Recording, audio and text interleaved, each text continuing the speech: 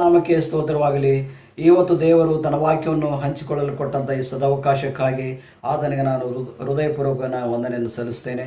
ಮತ್ತು ಅದೇ ರೀತಿಯಲ್ಲಿ ಈ ಅವಕಾಶವನ್ನು ಕಲ್ಪಿಸಿಕೊಟ್ಟಂಥ ನಮ್ಮ ಅಮರನಾಥ ಮೆಥಡಿಸ್ಟ್ ಕನ್ನಡ ಸಭೆಯ ಸಭಾಪಾಲಕರಾದಂಥ ರೆವರೆಂಡ್ ಡಾಕ್ಟರ್ ಸುರೇಂದ್ರ ಸಾಮೆಲೈನವರಿಗೂ ನಾನು ವಂದನೆಯನ್ನು ಸಲ್ಲಿಸ್ತೇನೆ. ಹಾಗೂ ನಮ್ಮ ಮೆಥಡಿಸ್ಟ್ ಕನ್ನಡ ಸಭೆಯ ಎಲ್ಲ ಸಭಿಕರಿಗೂ ನಾನು ವಂದನೆಯನ್ನು ಸಲ್ಲಿಸುತ್ತೇನೆ. ಪ್ರಾರ್ಥನೆಯನ್ನು ಮಾಡಿಕೊಳ್ಳೋಣ. ನಮ್ಮ ತಂದೆಯಾದ ದೇವರೇ, ಮತ್ತೊಂದು ಆವರ್ತಿ ನಿನ್ನ ಆಶೀರ್ವಾದದಿಂದ ಈ ಒಂದು ಸಮಯದಲ್ಲಿ ಸ್ವಾಮಿ ನಿನ್ನ ವಾಕ್ಯವನ್ನು ಧ್ಯಾನ ಮಾಡಲು ಕೊಟ್ಟಂಥ ಈ ಸಮಯಕ್ಕಾಗಿ ನಾವು ನಿನಗೆ ವಂದನೆಯನ್ನು ಸಲ್ಲಿಸ್ತೇವೆ ಸ್ವಾಮಿ. ಈ ನಮ್ಮ ಆರಾಧನೆಯನ್ನು ನಿನ್ನ ಹೆಸರಿನ ಮೇಲೆ ನಾವು ಆರಂಭ ಮಾಡಿ ಈ ಆರಾಧನೆಯ ಆರಂಭ ಮಧ್ಯವಾಂತ್ಯವು ನೀನಾಗಿದ್ದು ನೀನೇ ನಮ್ಮನ್ನು ಕಾಯ್ತಾ ರಕ್ಷ ಬರಬೇಕೆಂದು ನಾವು ನಿನ್ನ ಬೇಡಿಕೊಳ್ತೇವೆ ಸ್ವಾಮಿ. ಈ ಆರಾಧನೆಯಲ್ಲಿ ಪಾಲ್ಗೊಳ್ಳುವಂಥ ಎಲ್ಲ ನಿನ್ನ ಮಕ್ಕಳನ್ನು ಆಶೀರ್ವದಿಸಿ ಈ ಒಂದು ಆತ್ಮಿಕ ಆಹಾರವನ್ನು ಎಲ್ಲರೂ ಹಂಚಿಕೊಳ್ಳಲಿಕ್ಕೆ ಆಗುವಂತೆ ಇನ್ನು ದಯಪಾಲಿಸಬೇಕೆಂದು ನಾವು ಬೇಡ್ಕೊಳ್ತೇವೆ ಸ್ವಾಮಿ. ತಂದೆಯೇ, ಈ ಆರಾಧನೆ ಆದಿ ಮಧ್ಯವಾಂತ್ಯವು ನೀನಾಗಿದ್ದು ನೀನೇ ನಮ್ಮನ್ನು ಕಾಯ್ತಾ ರಕ್ಷ ಬರಬೇಕೆಂದು ನಮ್ಮ ಪರಮ ಗುರುವಾದ ಯೇಸು ಕ್ರಿಸ್ತನ ಮೂಲಕ ಅತಿ ವಿನಯದಿಂದ ಬಹು ತಾಳ್ಮೆಯಿಂದ ಬೇಡ್ಕೊಳ್ತೇನೆ ಸ್ವಾಮಿ. ಆಮೇನ್.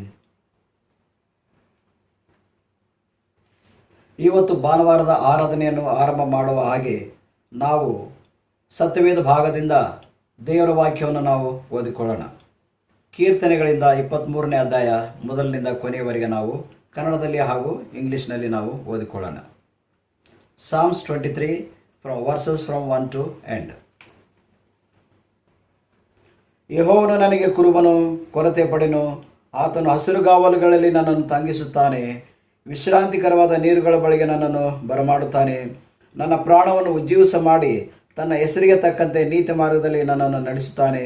ನಾನು ಕಾರ್ಗತ್ತಲಿನ ಕಣಿವೆಯಲ್ಲಿ ನಡೆಯುವಾಗಲೂ ನೀನು ಹತ್ತಿರವಿರುವುದರಿಂದ ಕೇಡಿಗೆ ಹೆದರೆನು. ನಿನ್ನ ದೊಣ್ಣೆಯು ನಿನ್ನ ಕೋಲು ನನಗೆ ಧೈರ್ಯ ಕೊಡುತ್ತವೆ. ವೈರಿಗಳ ಮುಂದೆಯೇ ನೀನು ನನಗೋಸ್ಕರ ಔತಣವನ್ನು ಸಿದ್ಧಪಡಿಸುತ್ತಿ. ನನ್ನ ತಲೆಗೆ ತೈಲವನ್ನು ಹಚ್ಚಿಸುತ್ತಿ. ನನ್ನ ಪಾತ್ರೆಯು ತುಂಬಿ ಹೊರಸೂಸುತ್ತದೆ. ನಿಶ್ಚಯವಾಗಿ ನನ್ನ ಜೀವಮಾನದಲ್ಲೆಲ್ಲ ಶುಭಯು ಕೃಪೆಯು ನನ್ನನ್ನು ಹಿಂಬಾಲಿಸುವವು. ನಾನು ಸದಾಕಾಲವು ಯೆಹೋವನ ಮಂದಿರದಲ್ಲಿ ವಾಸಿಸುವೆನು. For today's scripture portion is taken from Psalms chapter 23. The Lord is my shepherd, I shall not want. He makes me lie down in green pastures. He leads me beside still waters. He restores my soul. He leads me in the paths of righteousness for his name's sake. Even though I walk through the valley of the shadow of death, I will fear no evil, for you are with me. Your rod and your staff, they comfort me. You prepare a table before me in the presence of my enemies. You anoint my head with oil, my cup overflows. Surely goodness and mercy shall follow me all the days of my life. I shall dwell in the house of the Lord forever. May God bless this holy verse. Amen. ದೇವರು ತನ್ನ ಇಚ್ಛೆಯಂತೆ ನಮ್ಮನ್ನು ನಡೆಸಲು ಸಂಗೀತದಿಂದ 239ನೇ ಸಂಗೀತದ ಮೊದಲನೇ ಚರಣವನ್ನು ಮಾತ್ರ ನಾವು ಹಾಡಿಕೊಳ್ಳೋಣ. ಓ ಯೆಹೋವ ನಡೆಸಿಗ ಎಂಬ ಹಾಡನ್ನು ನಾವು ಹಾಡಿಕೊಳ್ಳೋಣ. ಓ ಯೆಹೋವ ನಡೆಸಿಗ ಜ್ಞಾನಹೀನ ನನ್ನನ್ನು, ನೀನು ಸರ್ವಶಕ್ತ ದೇವ, ನಾನು ಬಲಹೀನನು. ದೀನ ದೀನ ದೀನ ದೀನ ದೀನ ದೀನ ನನ್ನ ತ್ರಾಣವಾಗಿರು, ನನ್ನ ತ್ರಾಣವಾಗಿರು. ಪ್ರಾರ್ಥನೆ ಮಾಡಿಕೊಳ್ಳೋಣ. Hallelujah hallelujah hallelujah. ಸ್ತುತಿ ಸ್ತುತಿ ಸ್ತೋತ್ರ ಸಲ್ಲಿಸ್ತೇವೆ ಸ್ವಾಮಿ. ದೇವರೇ, ನೀನು ನಮ್ಮನ್ನು ನಡೆಸಬೇಕೆಂದು ನಾವು ನಿನ್ನನ್ನು ಕೋರ್ತಾ ಇದ್ದೇವೆ. ನಿನ್ನ ಮಾರ್ಗದಲ್ಲಿ, ನಿನ್ನ ಹೆಜ್ಜೆಜಾಡಿನಲ್ಲಿ ನಮ್ಮನ್ನು ನಡೆಸ್ತಂದೆಯೇ. ನಿನ್ನ ವಾಕ್ಯವನ್ನು ಧ್ಯಾನವನ್ನು ಮಾಡ್ತಿರುವಾಗ ನಮ್ಮ ಆತ್ಮಗಳನ್ನು ನಿನ್ನ ತೆರೆಯಬೇಕೆಂದು ನಾವು ನಿನ್ನ ಬೇಡಿಕೊಳ್ತೇವೆ ಸ್ವಾಮಿ.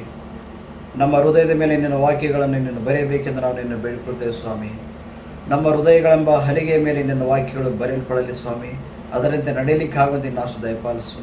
ನೀನು ನಮ್ಮನ್ನು ಬಲಪಡಿಸು ತಂದೆಯೇ. ಈ ವಾಕ್ಯದಿಂದ ನಮ್ಮ ಆತ್ಮಗಳಿಗೆ ಅಭಿವೃದ್ಧಿಯನ್ನು ನೀನು ಪಡಿಸಬೇಕೆಂದು ನಮ್ಮ ಪ್ರಭುವಾದ ಯೇಸು ಕ್ರಿಸ್ತನ ಮೂಲಕ ಅತಿ ವಿನಯದಿಂದಲೂ ಬಹು ತಾಳ್ಮೆಯಿಂದಲೂ ಬೇಡಿಕೊಳ್ತೇನೆ ಸ್ವಾಮಿ. ಆಮೇಲೆ ಈ ದಿನಮಾನಗಳಲ್ಲಿ ಇಡೀ ಪ್ರಪಂಚ ಒಂದು ಸಂದಿಗ್ಧ ಪರಿಸ್ಥಿತಿಯಲ್ಲಿ ಸಿಲುಕಿಕೊಂಡಿರುವುದನ್ನು ನಾವು ನೋಡ್ತೇವೆ. ಒಂದು ಚಿಕ್ಕ ವೈರಾಣು, ಕಣ್ಣಿಗೆ ಕಾಣದಂಥ ಒಂದು ಕ್ರಿಮಿಯು ಇಡೀ ವಿಶ್ವದಲ್ಲಿ ಆವರಿಸಿಕೊಂಡಿದೆ ಮತ್ತು ಅನೇಕರನ್ನು ಮರಣಕ್ಕೆ ತುತ್ತು ಮಾಡಿದೆ ಮತ್ತು ಅನೇಕರು ಈ ಒಂದು ಸಂದಿಗ್ಧ ಪರಿಸ್ಥಿತಿಯಲ್ಲಿ ಅವರು ತಮ್ಮ ದಿನವನ್ನು ಕಳೆಯುತ್ತಾ ಇದ್ದಾರೆ ಪ್ರಿಯರೇ. ಲಕ್ಷಾಂತರ ಜನರು ಸಾವನ್ನಪ್ಪಿದ್ದಾರೆ, ಕೋಟ್ಯಾಂತರ ಜನರು ಈ ಒಂದು ವೈರಾಣುವಿಗೆ ತುತ್ತಾಗಿದ್ದಾರೆ. ಇಂಥ ಪರಿಸ್ಥಿತಿಯಲ್ಲಿ ದೇವರು ತನ್ನ ವಾಕ್ಯದ ಮುಖಾಂತರ ನಮ್ಮನ್ನು ಬಲಪಡಿಸುವವನಾಗಿದ್ದಾನೆ. ಇವತ್ತು ಓದಿರುವಂಥ ಈ ಒಂದು ವಾಕ್ಯವು ಕೀರ್ತನೆ 23ನೇ ಅಧ್ಯಾಯವನ್ನು ನಾವು ಸಂಪೂರ್ಣವಾಗಿ ನಾವು ಓದುವಾಗ ಆತನು ನಮಗೆ ಕೊಡುವಂಥ ಅಭಯವಚನವನ್ನು ಈ ವಾಕ್ಯದಲ್ಲಿ ನಾವು ನೋಡ್ಬೋದು. ದೇವರು ತನ್ನನ್ನು ನಂಬಿದ ಮಕ್ಕಳನ್ನು ಯಾವತ್ತೂ ಆತನು ಕೈ ಬಿಡುವುದಿಲ್ಲ ಎಂಬುದಾಗಿ ಈ ಒಂದು ವಾಕ್ಯದಲ್ಲಿ ಬರೆಯಲ್ಪಟ್ಟಿದೆ. ಮತ್ತು ಈ ವಾಕ್ಯವು ನಮಗೆ ತಿಳಿಸುವುದೇನಂತಂದರೆ, ಆತನು ನಮ್ಮನ್ನು ಯಾವ ರೀತಿಯಲ್ಲಿ ನಡೆಸುತ್ತಾನೆ, ಯಾವ ರೀತಿಯಲ್ಲಿ ನಮ್ಮನ್ನು ಪೋಷಿಸುತ್ತಾನೆ, ಯಾವ ರೀತಿಯಲ್ಲಿ ನಮ್ಮನ್ನು ರಕ್ಷಿಸಲು ಶಕ್ತನಾಗಿದ್ದಾನೆ ಎಂಬುದಾಗಿ ಈ ಒಂದು ವಾಕ್ಯ ಭಾಗದಲ್ಲಿ ಬರೆಯಲ್ಪಟ್ಟಿದೆ ಪ್ರಿಯರೇ. ಈ ಅಧ್ಯಾಯದಲ್ಲಿ ದಾವೀದನು ತನ್ನನ್ನು ಒಂದು ತನ್ನ ಕುರಿಗಾಗಿ ಹೋಲಿಸಿಕೊಂಡಿದ್ದಾನೆ ಮತ್ತು ದೇವರನ್ನು ಒಬ್ಬ ಒಳ್ಳೆಯ ಕುರುಬನಿಗೆ ಹೋಲಿಸಿರುವುದನ್ನು ನಾವು ನೋಡುತ್ತೇವೆ. ದೇವರು ಕುರುಬನು ಮತ್ತು ನಾವು ಕುರಿ ಹಿಂಡು ಆಗಿದೆ ಎಂಬುದನ್ನು ಸತ್ಯವೇದದಲ್ಲಿಯೂ ಸಹ ಬರೆಯಲ್ಪಟ್ಟಿದೆ. ಮೊದಲನೇದಾಗಿ ನಾವು ನೋಡುವಾಗ ಲೂಕನು ಬರೆದ ಸುವಾರ್ತೆ 15ನೇ ಸಂಧಿ 4ರಿಂದ 7ನೇ ವಚನವನ್ನು ನಾವು ಓದಿಕೊಳ್ಳೋಣ. ಅಲ್ಲಿ ಬರೆಯಲ್ಪಟ್ಟಿದೆ, ನಿಮ್ಮೊಳಗೆ ಯಾವ ಮನುಷ್ಯನಾದರೂ ತನಗೆ 100 ಕುರಿಗಳಿರಲಾಗಿ ಅವುಗಳಲ್ಲಿ ಒಂದು ಕಳೆದು ಹೋದರೆ ಅವನು 99 ಅಡವಿಯಲ್ಲಿ ಬಿಟ್ಟು ಕಳೆದು ಹೋದದ್ದು ಸಿಕ್ಕುವ ತನಕ ಅದನ್ನು ಹುಡುಕಿಕೊಂಡು ಹೋಗದಿದ್ದಾನೆ. ಸಿಕ್ಕಿದ ಮೇಲೆ ಅವನು ಸಂತೋಷ ಪಡುತ್ತಾ ಅದನ್ನು ತನ್ನ ಹೆಗಲಿನ ಮೇಲೆ ಇಟ್ಟುಕೊಂಡು ಮನೆಗೆ ಬಂದು ಸ್ನೇಹಿತರನ್ನು ನೆರೆಹೊರೆಯವರನ್ನು ಕೂಡಿಸಿ ಕಳೆದು ಹೋದದ್ದು ಸಿಕ್ಕಿತು, ನನ್ನ ಸಂಗಡ ಸಂತೋಷಿಸಿರಿ ಎಂದು ಅವರಿಗೆ ಹೇಳುವನಲ್ಲವೇ? ಅದರಂತೆ ದೇವರ ಕಡೆಗೆ ತಿರುಗಿಕೊಳ್ಳುವುದಕ್ಕೆ ಅವಶ್ಯವಿಲ್ಲದ 99 ಮಂದಿ ನೀತಿವಂತರಿಗಿಂತ ದೇವರ ಕಡೆಗೆ ತಿರುಗಿಕೊಳ್ಳುವ ಒಬ್ಬ ಪಾಪಿ ವಿಷಯವಾಗಿ ಪರಲೋಕದಲ್ಲಿ ಸಂತೋಷ ಉಂಟಾಗುವುದು ಎಂದು ನಿಮಗೆ ಹೇಳುತ್ತೇನೆ ಎಂಬುದಾಗಿ ಬರೆಯಲ್ಪಟ್ಟಿದೆ. ಅದೇ ರೀತಿಯಲ್ಲಿ ಯೋಹಾನನು ಬರೆದ ಸುವಾರ್ತೆ 10ನೇ ಸಂಧಿ 11ನೇ ವಚನದಲ್ಲಿ ಬರೆಯಲ್ಪಟ್ಟಿದೆ, ನಾನೇ ಒಳ್ಳೆಯ ಕುರುಬನು ತನ್ನ ಕುರಿಗಳಿಗೋಸ್ಕರ ತನ್ನ ಪ್ರಾಣವನ್ನು ಕೊಡುತ್ತಾ ಎಂಬುದಾಗಿ ಬರೆಯಲ್ಪಟ್ಟಿದೆ. ಮತ್ತು ಮೂರನೇದಾಗಿ ನಾವು ನೋಡುವಾಗ ಯೋಹಾನನು ಬರೆದ ಸುವಾರ್ತೆ 10ನೇ ಸಂಧಿ 27ನೇ ವಚನದಲ್ಲಿ ಬರೆಯಲ್ಪಟ್ಟಿದೆ, ನನ್ನ ಕುರಿಗಳು ನನ್ನ ಸ್ವರಕ್ಕೆ ಕಿವಿಗೊಡುತ್ತವೆ, ನಾನು ಅವುಗಳನ್ನು ಬಲ್ಲೆನು, ಅವು ನನ್ನ ಹಿಂದೆ ಬರುತ್ತದೆ, ನಾನು ಅವುಗಳಿಗೆ ನಿತ್ಯ ಜೀವನ ಉಂಟು ಮಾಡುತ್ತೇನೆ ಎಂಬುದಾಗಿ ಬರೆಯಲ್ಪಟ್ಟಿದೆ. ಈ ಅಧ್ಯಾಯವನ್ನು ನಾವು 3 ಭಾಗವನ್ನಾಗಿ ವಿಂಗಡ ಮಾಡಬಹುದು. ದೇವರು ಕುರುಬನಾಗಿದ್ದು ನಮ್ಮನ್ನು ಯಾವ ರೀತಿಯಲ್ಲಿ ಆತನು ನಡೆಸುತ್ತಾನೆ, ದೇವರು ಕುರುಬನಾಗಿದ್ದು ನಮ್ಮನ್ನು ಯಾವ ರೀತಿಯಲ್ಲಿ ಪೋಷಿಸುವವನಾಗಿದ್ದಾನೆ ಮತ್ತು ದೇವರು ಕುರುಬನಾಗಿದ್ದು ಯಾವ ರೀತಿಯಲ್ಲಿ ನಮ್ಮನ್ನು ಸಂರಕ್ಷಿಸುವವನಾಗಿದ್ದಾನೆ ಎಂಬುದಾಗಿ ನಾವು ಈ 3 ಭಾಗದಲ್ಲಿ ಸತ್ಯವೇದ ಭಾಗ ಈ ವಾಕ್ಯ ಭಾಗವನ್ನು ನಾವು ವಿಂಗಡ ಮಾಡಬಹುದು. ನಾವಿಲ್ಲಿ ನೋಡುವಾಗ ಕುರಿಯ ಲಕ್ಷಣವೇನೆಂಬುದನ್ನು ನಾವು ಧ್ಯಾನ ಮಾಡೋಣ. ಕುರಿಯ ಲಕ್ಷಣವೇನಂತಂದರೆ ಅದು ಮೌನವಾಗಿರುವಂಥ ಒಂದು ಪ್ರಾಣಿಯಾಗಿದೆ. ಕುರಿಯು ಯಾವ ರೀತಿಯಲ್ಲಿ ತನ್ನ ಯಜಮಾನನು ಹೇಳಿದ ಮಾತನ್ನು ಅದು ತೆಗೆದು ಹಾಕದೆ ಅದು ಕೇಳುತ್ತದೆ ಎಂಬುದಾಗಿ ನಾವು ನೋಡುತ್ತೇವೆ. ಮತ್ತು ಅದು ಮೌನವಾಗಿರುವ ಪ್ರಾಣಿಯಾಗಿರೋದು ಮಾತ್ರವಲ್ಲದೆ ತನ್ನ ಕುರುಬನ ಮಾತನ್ನು ನಿರಾಕರಿಸಿದಂಥ ಒಂದು ಪ್ರಾಣಿಯಾಗಿದೆ. ಮತ್ತು ಕೆಲವು ಸಲ ನಾವು ಕೆಲವರನ್ನು ಏನೋ ನೀನು ಕುರಿಯಂತೆ ಇದ್ದೆ ಎಂಬುದಾಗಿ ನಾವು ಪ್ರಬೋಧಿಸುವುದನ್ನು ನಾವು ನೋಡ್ತೇವೆ. ಏನೋ ಕುರಿಯಂತೆ ಇದ್ದೆ ಎಂಬುದಾಗಿ ಹೇಳೋದಾದರೆ ಅಂದರೆ ಕುರಿ ಯಾವ ರೀತಿಯಲ್ಲಿ ಮೌನವಾಗಿದೆಯೋ ಅದೇ ರೀತಿಯಲ್ಲಿ ಮೌನವಾಗಿ ಇದೆಯಲ್ಲ ಎಂಬುದಾಗಿ ನಾವು ಒಬ್ಬರನ್ನು ನಾವು ಪ್ರಬೋಧಿಸುತ್ತೇವೆ.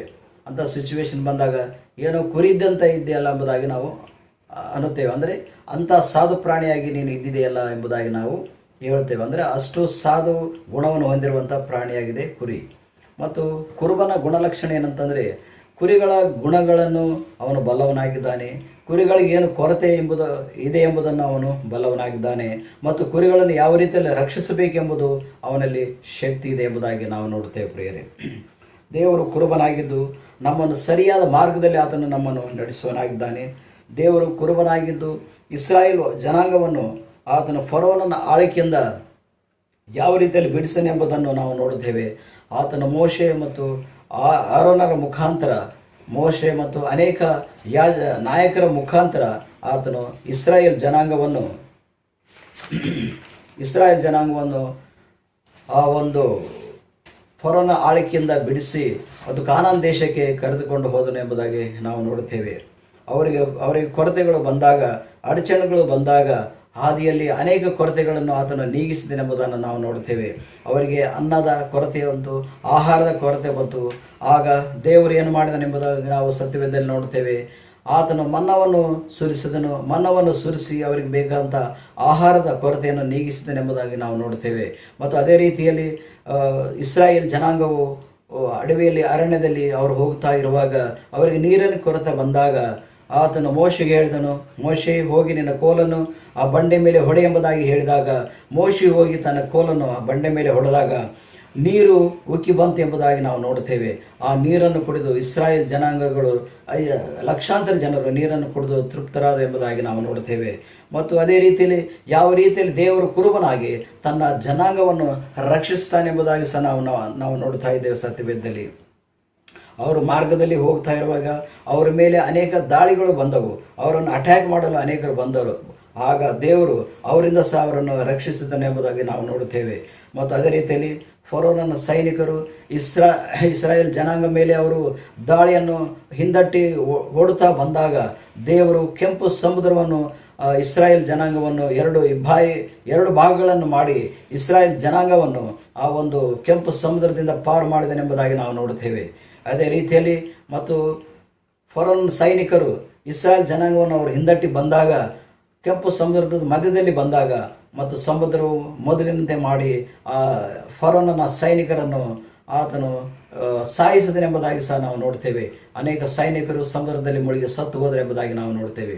ಈ ರೀತಿಯಲ್ಲಿ ದೇವರು ಒಳ್ಳೆಯ ಕುರುಬನಾಗಿ ಯಾವ ರೀತಿಯಲ್ಲಿ ಇಸ್ರಾಯೇಲ್ ಜನಾಂಗವನ್ನು ಆತನು ಕಾಪಾಡಿದನು, ಸಂರಕ್ಷಿಸಿದನೆಂಬುದಾಗಿ ನಾವು ಈ ಸತ್ಯವೇದ ಭಾಗದಲ್ಲಿ ನಾವು ನೋಡುತ್ತೇವೆ ಪ್ರಿಯರೇ. ಮತ್ತು ದಾವೀದನು ಸಹ ಅವನು ಒಬ್ಬ ಕುರುಬನಾಗಿದ್ದನು. ಅವನು ಅಡವಿಯಲ್ಲಿ ಕುರಿಗಳನ್ನು ಕಾಯುತ್ತಾ ಇರುವಾಗ ಕಾಡು ಪ್ರಾಣಿಗಳಾದಂಥ ಸಿಂಹ ಮತ್ತು ಕರಡಿಯು ತನ್ನ ಕುರಿಗಳನ್ನು ತಿನ್ನಲಿಕ್ಕೆ ಬಂದಾಗ ದಾವೀದನು ಹೋಗಿ ಅವುಗಳನ್ನು ಸೀಳಿ ಹಾಕಿ ಕೊಂದು ಹಾಕಿ ತನ್ನ ಕುರಿಗಳನ್ನು ಅವುಗಳ ಬಾಯಿಂದ ಅವನು ರಕ್ಷಿಸಿದನೆಂಬುದಾಗಿ ನಾವು ನೋಡ್ತೇವೆ. ಹೌದು ಪ್ರಿಯರೇ, ಯಾವ ರೀತಿಯಲ್ಲಿ ಒಬ್ಬ ಕುರುಬನು ತನ್ನ ಕುರಿಗಳಿಗಾಗಿ ತನ್ನ ಪ್ರಾಣವನ್ನು ಸಹ ಕೊಡಲು ಸಿದ್ಧವಾಗಿದ್ದಾನೆಂಬುದಾಗಿ ನಾವು ನೋಡ್ತೇವೆ ಪ್ರಿಯರೇ ಈ ಸತ್ಯವೇದ ಭಾಗದಲ್ಲಿ. ಮತ್ತು ಇನ್ನೊಂದು ಉದಾಹರಣೆನ ನಾವು ನೋಡುವಾಗ ಸೌಲನ ಸೈನಿಕರು ದಾವೀದನನ್ನು ಕೊಲ್ಲಲು ಬಂದಾಗ ದಾವೀದನು ಅಡವಿಯಲ್ಲಿ ಹೋಗಿ ಒಂದು ಗವಿಯಲ್ಲಿ ಆತನು ಬಚ್ಚಿಟ್ಟುಕೊಂಡನೆಂಬುದಾಗಿ ಸಹ ನಾವು ನೋಡುತ್ತೇವೆ. ಆತನು ಬಚ್ಚಿಟ್ಟುಕೊಂಡಾಗ ಸೌಲನ ಸೈನಿಕರು ಬಂದು ದಾವೀದನನ್ನು ಹುಡುಕ್ತಾ ಇದ್ದರು. ದಾವೀದನು ಎಲ್ಲಿ ಹೋದನೆಂಬುದಾಗಿ ಅವನನ್ನು ನೋಡ್ತಾ ಇದ್ದರು. ಆಗ ದಾವೀದನು ಒಂದು ಚಿಕ್ಕ ಗವಿಯಲ್ಲಿ ಅವನು ಅವಿತುಕೊಂಡಿದ್ದನು. ಆಗ ದೇವರು ಒಂದು ಸಣ್ಣ ಜೇಡರ ಹುಳಿಗೆ ಒಂದು ಅಪ್ಪಣೆಯನ್ನು ಕೊಟ್ಟನು. ಆಗ ಅದು ಹೋಗಿ ಜೇಡರ ಬಲಿಯು ತನ್ನ ಬಲಿಯನ್ನು ಗವಿಯ ಬಾಯಿಗೆ ಅದು ತನ್ನ ಜಾಲಿಯನ್ನು ಹಾಸಿತೆಂಬುದಾಗಿ ನಾವು ನೋಡುತ್ತೇವೆ. ಆಗ ಸೈನಿಕರು ಬಂದರು, ಸೌಲನ ಸೈನಿಕರು ಬಂದು ಆ ಒಂದು ಗವಿಯ ಬಳಿಯಲ್ಲಿ ಅವರು ನೋಡಿದರು. ಆಗ ನೋಡಿದಾಗ ಆ ಗವಿಯ ಬಾಯಿಗೆ ಜೇಡರ ಬಲಿ ಇತ್ತು. ಆ ಬಲಿ ಇರುವುದನ್ನು ನೋಡಿ ಇದರ ಒಳಗೆ ದಾವೀದನು ಹೋಗಿಲ್ಲ, ಒಂದು ವೇಳೆ ಅವನು ಒಳಗೆ ಹೋಗಿದ್ದರೆ ಈ ಒಂದು ಜೇಡರ ಬಲಿಯು ಹರಿದು ಹೋಗುತ್ತಿತ್ತು ಎಂಬುದಾಗಿ ಅವರು ಅಂದುಕೊಂಡರು. ಆದುದರಿಂದ ಅಲ್ಲಿಂದ ಅವರು ತಿರುಗಿ ಹೋದರು ಎಂಬುದಾಗಿ ನಾವು ನೋಡ್ತೇವೆ.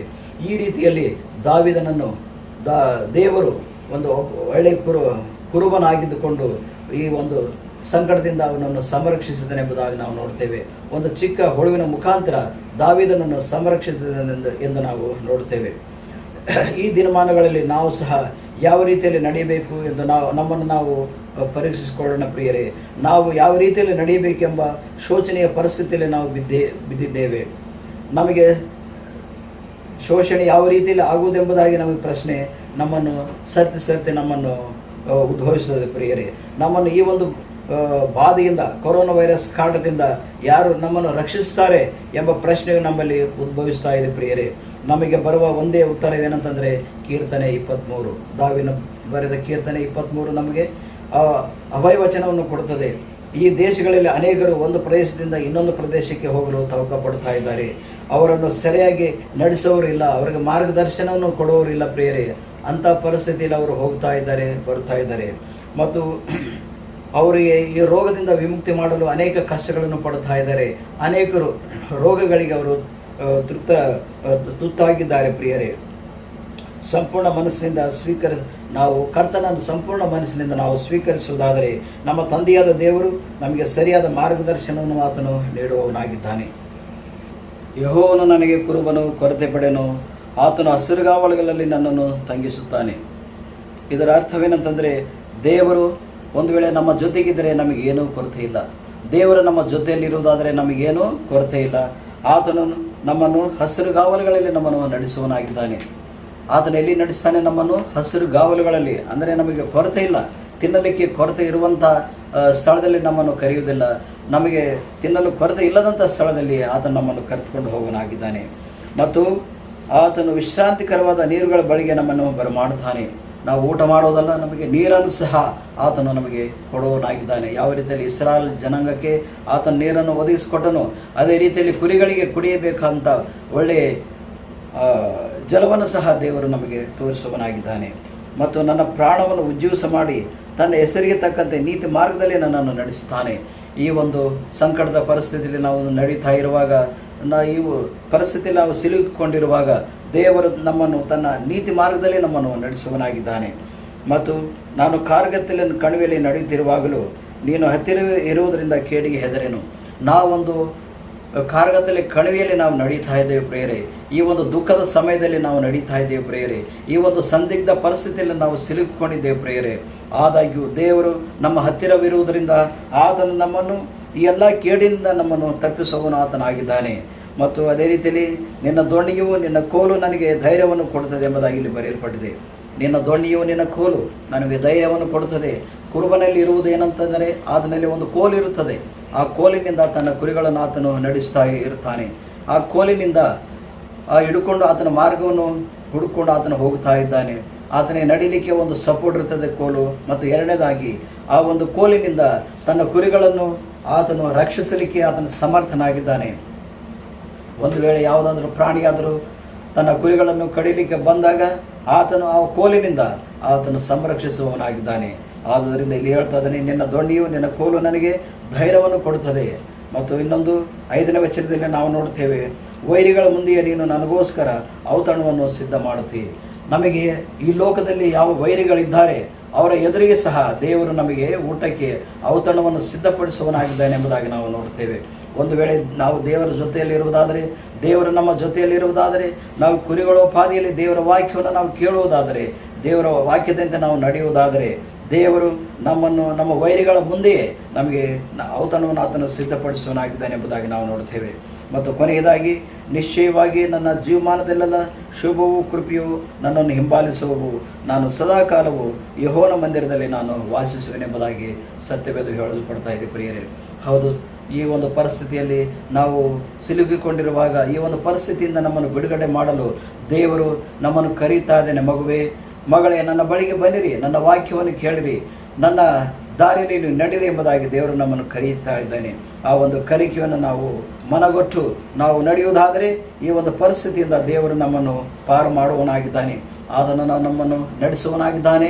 ಆತನು ನಮ್ಮನ್ನು ಪೋಷಿಸುವವನಾಗಿದ್ದಾನೆ. ಆತನು ನಮ್ಮನ್ನು ಸಂರಕ್ಷಿಸುವವನಾಗಿದ್ದಾನೆ ಎಂಬುದಾಗಿ ಈ ಸತ್ಯವೇದ ಭಾಗದಿಂದ ನಾವು ತಿಳಿದುಕೊಂಡಿದ್ದೇವೆ ಪ್ರಿಯರೇ.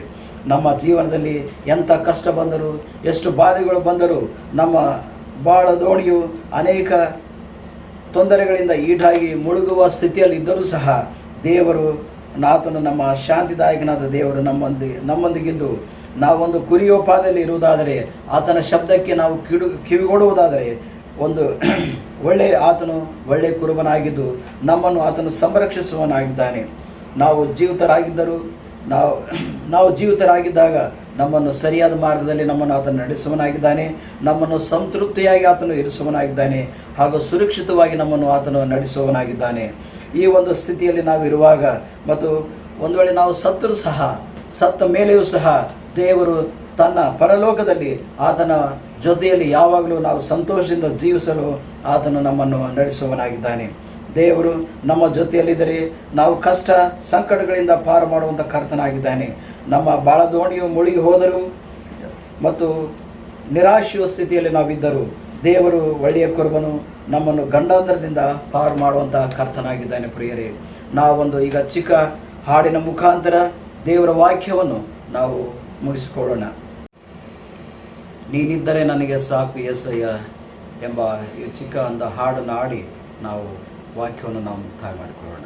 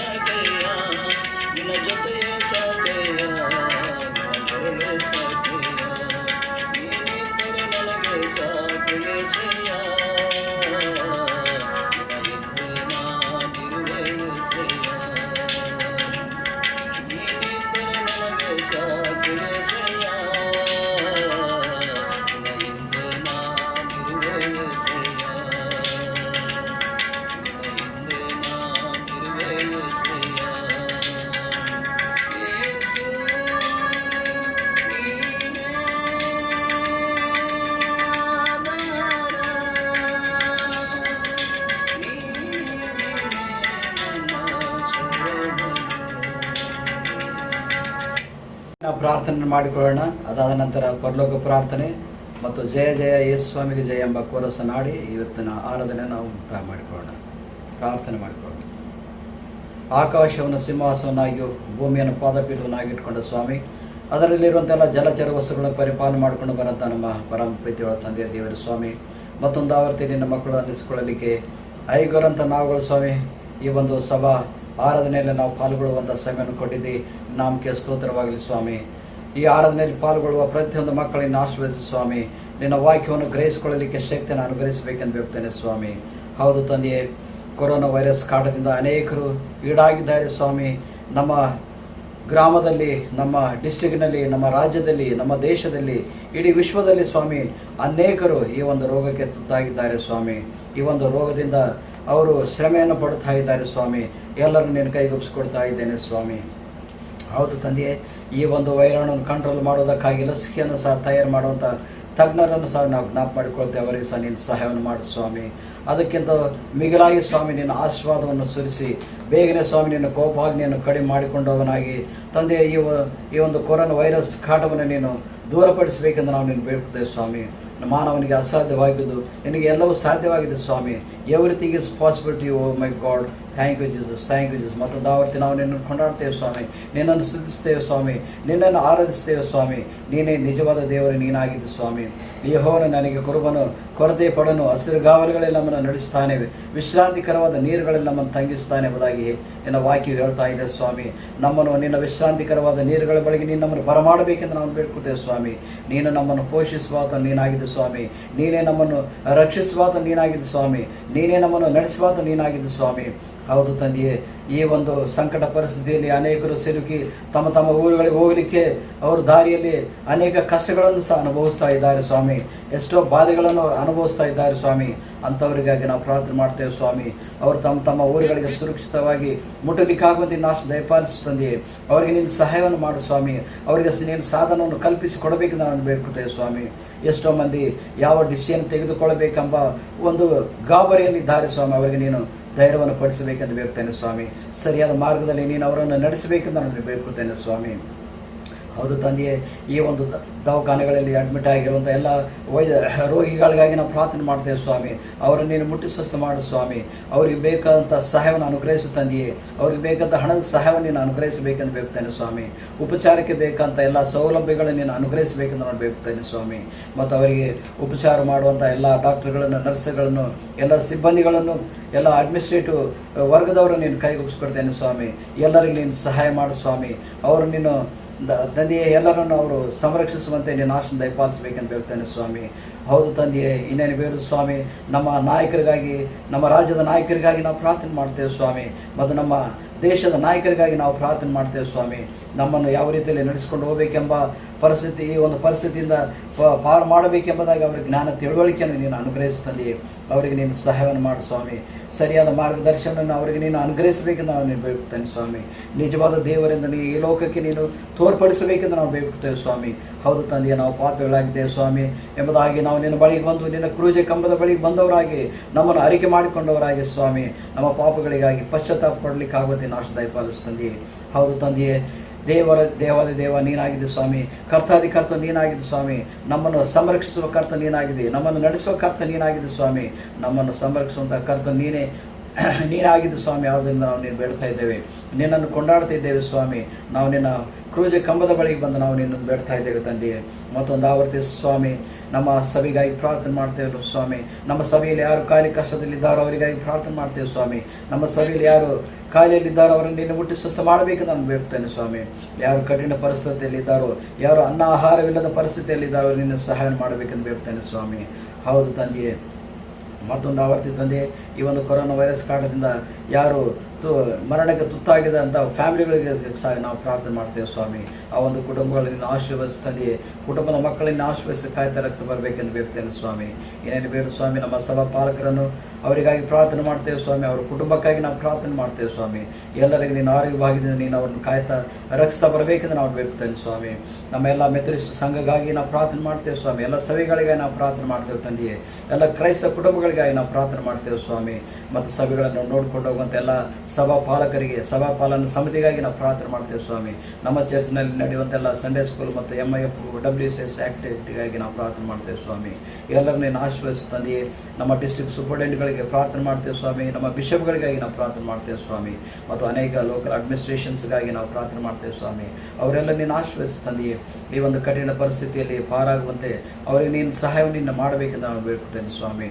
ಹೌದು ಸ್ವಾಮಿ, ಅನೇಕರಿಗೆ ಸಹಾಯವನ್ನು ಸಹ ಮಾಡ್ತಾ ಇದ್ದಾರೆ ಸ್ವಾಮಿ. ಕಷ್ಟ ಪರಿಸ್ಥಿತಿಯೆಲ್ಲರಿಗೂ ಸಹಾಯ ಮಾಡ್ತಾ ಇದ್ದಾರೆ. ಅಂಥವರಿಗಾಗಿ ನಾವು ಪ್ರಾರ್ಥನೆ ಮಾಡ್ತೇವೆ ಸ್ವಾಮಿ. ಇನ್ನು ಹೆಚ್ಚಿನ ರೀತಿಯಲ್ಲಿ ಅವರಿಗೆ ಸಹಾಯ ಮಾಡಲಿಕ್ಕಾಗದ ಶಕ್ತಿಯನ್ನು ಅನುಗ್ರಹಿಸಬೇಕು ನಾನು ಬೇಡ್ತೇವೆ ಸ್ವಾಮಿ. ನಮ್ಮನ್ನು ನಿನ್ನ ಸೇವೆಯಲ್ಲಿ ಉಪಯೋಗಿಸಿ ನಡೆಸ್ಕೊಂಡು ಹೋಗಬೇಕೆಂದು ನಾವು ನಿನ್ನ ಬೇಡ್ತೇವೆ ಸ್ವಾಮಿ. ಮತ್ತೊಂದು ಆವತ್ತು ಸ್ವಾಮಿ, ಇನ್ನೇನು ಬೇಡು ಸ್ವಾಮಿ. ಸಕಲ ಬಲದ ಕರ್ತ ನೀನಾಗಿದ್ದು ಸ್ವಾಮಿ. ಈ ಆರಾಧನೆಯ ಆದಿ ಮಧ್ಯವಂತಿ ನೀನಾಗಿದೆ. ನೀನು ನಮ್ಮನ್ನು ಕಾಯ್ತಾ ರಕ್ಷಿಸ ಬಂದಿದ್ದೀನಿ. ನಾಮಕ್ಕೆ ಸ್ತೋತ್ರವಾಗಲಿ ಸ್ವಾಮಿ. ಈ ಒಂದು ಆರಾಧನೆಯಲ್ಲಿ ಪಾಲ್ಗೊಳ್ಳುವಂಥ ಸಮಯವನ್ನು ನಮಗೆ ಕೊಟ್ಟಿದ್ದೀನಿ. ನಾಮಕ್ಕೆ ಸ್ತೋತ್ರವಾಗಲಿ ಸ್ವಾಮಿ.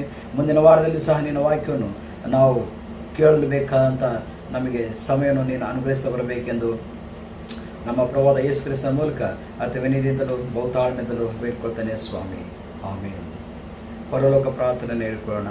ಪರಲೋಕದಲ್ಲಿರುವ ನಮ್ಮ ತಂದೆಯೇ, ನಿನ್ನ ನಾವು ಪರಿಶೀಲಿಸಲ್ಪಡಲಿ, ನಿನ್ನ ರಾಜ್ಯವು ಬರಲಿ, ನಿನ್ನ ಚಿತ್ತವು ಪರಲೋಕದಲ್ಲಿ ನೆರವೇರುವ ಪ್ರಕಾರ ಭೂಲೋಕದಲ್ಲಿ ನೆರವೇರಲಿ. ನಮ್ಮನ್ನು ಇನ್ನೊಂದು ಆಹಾರದಿಂದ ಪಾಲಿಸಿಕೊಡು, ನಮಗೆ ತಪ್ಪು ಮಾಡಲು ನಾವು ಕ್ಷಮಿಸುವಂತೆ ನಮ್ಮ ತಪ್ಪುಗಳನ್ನು ಕ್ಷಮಿಸು, ನಮ್ಮನ್ನು ಶೋಧನೆಯಲ್ಲಿ ಸೇರಿಸದೆ ಕೇಡಿಂದ ತಪ್ಪಿಸು. ಯಾಕಂದರೆ ರಾಜ್ಯವು, ಬಲವು, ಮಹಿಮೆಯು ಸದಾಕಾಲವು ನಿನವೇ ಸ್ವಾಮಿ. ಆಮೇಲೆ. ಜಯ ಜಯ ಯೇಸು ಸ್ವಾಮಿಗೆ ಜಯ, ಜಯ ಜಯ ಯೇಸು ಸ್ವಾಮಿಗೆ ಜಯ. ರಕ್ಷಕೇಸು ಬಂದನು ಪಾಪಿಗಾಗಿ ಜಯ, ರಕ್ಷಕೇಸು ಬಂದನು ಪಾಪಿಗಾಗಿ ಜಯ. ಆಮೇನ್. ಜೈ ಕ್ರಿಸ್ತ.